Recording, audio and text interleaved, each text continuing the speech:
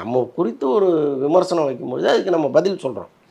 அது இப்படி மாறுறது அது மாறக்கூடாதுன்னு தான் நம்ம நினைக்கிறோம். இப்போ யாரோடையும் சண்டை போடணுங்கிறது நம்ம நோக்கம் கிடையாது. நம்ம ஒரு சினிமா செய்தியாளர், செய்திகளை சொல்கிறோம். இப்போ பல செய்திகள் நம்ம சொல்கிறது உண்மையாக இருக்குது. கிட்டத்தட்ட 90% செய்திகள் உண்மையாக இருக்குது, 10% முன்ன பின்ன இருக்குது.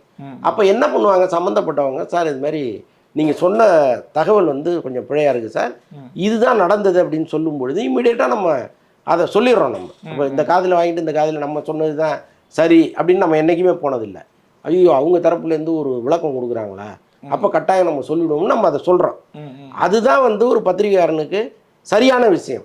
நான் என்ன சொல்கிறேன், மகிழ் திருமேனி நாங்கள் முதன்முறையாக ஏதோ ஒரு சரியான தகவலை சொல்லலை அப்படின்னு அவர் நினச்சிருந்தா அவர் கூட எங்கள்கிட்ட பேசியிருக்கோம். யாரோ ஒருத்தட்ட சொல்லி அவருக்கு கீழே ஒர்க் பண்ணுறவங்கள்ட்ட, அவர் அசிஸ்டன்ட் டைரக்டராக இருக்கலாம், அல்லது பிஆர்ஓ இருக்கலாம், அல்லது அவருடைய கம்பெனிக்கே லைக்காவுக்கே சொல்லி, சார் நீங்கள் கொஞ்சம் சொல்லிடுங்களேன் சார், நான் ஷூட்டிங்கில் பிஸியாக இருக்கேன், தவறான தகவல் ஒன்று சொல்லியிருக்காங்க சார்னு சொன்னால் நம்ம அதை மறுநாள் சொல்ல போகிறோம். நேற்று இப்படி சொன்னோம், தவறாக இருக்குது, இன்றைக்கி இதுதான் நடந்திருக்குன்னு அவங்க சொல்கிறாங்கன்னு நம்ம சொல்ல போகிறோம். அது ஏன் ஒரு சொல்லலைங்கிறது தான் நம்ம கேள்வியாக இருக்குது.